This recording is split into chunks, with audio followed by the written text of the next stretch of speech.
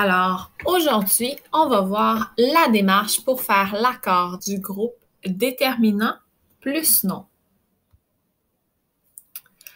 La première étape, il faut d'abord lire la phrase. Ensuite, il faut souligner les noms dans la phrase. Alors, dans la phrase « Les étudiantes diplômées portent une grande toge », on a deux noms communs, étudiante et toge. Je les souligne. L'étape 3, on doit relier le nom à son déterminant. Alors, dans le cas d'étudiante, le déterminant est les. Et pour ce qui est du nom toge, le déterminant est une. La quatrième étape, je dois écrire le nombre au-dessus du nom. Alors, je vais mettre un S pour singulier et un P pour pluriel. En ce qui concerne les étudiantes, j'ai plusieurs étudiantes. Alors, je vais mettre un P pour pluriel.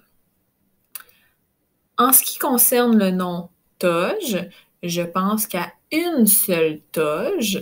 Alors, je vais mettre S pour singulier. La cinquième étape, je vais vérifier l'accord du nom et du déterminant. Alors, pour ça, je vais me poser deux questions. La première, est-ce que c'est le bon déterminant? Alors, je sais qu'au pluriel, je peux utiliser certains documents, certains déterminants, excusez-moi. Donc, pour le premier, les étudiantes, au pluriel, les est un déterminant pluriel. Alors oui, j'ai le bon déterminant. Et en ce qui concerne toge, qui est au singulier, alors je peux utiliser une lorsqu'on a un nom qui est au singulier. En ce qui concerne la deuxième question, je me demande, est-ce que le nom a besoin d'un S?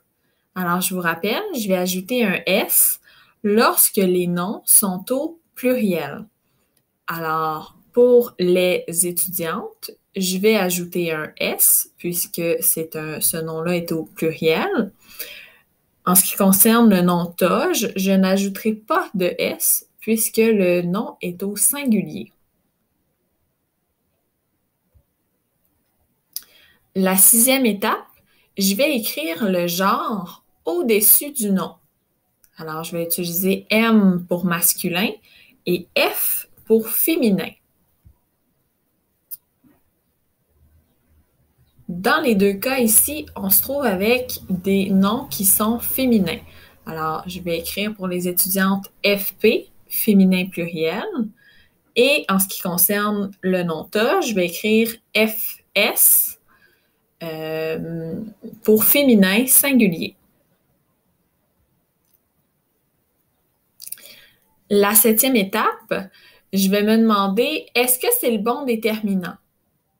Alors, pour les, je vous rappelle, au pluriel, il n'y a pas de différence entre le masculin et le féminin, excusez. Mais au singulier, oui.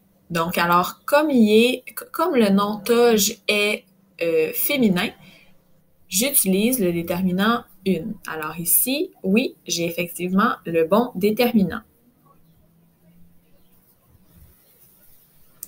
Alors voilà, c'était la démarche en sept étapes pour faire l'accord du groupe déterminant non.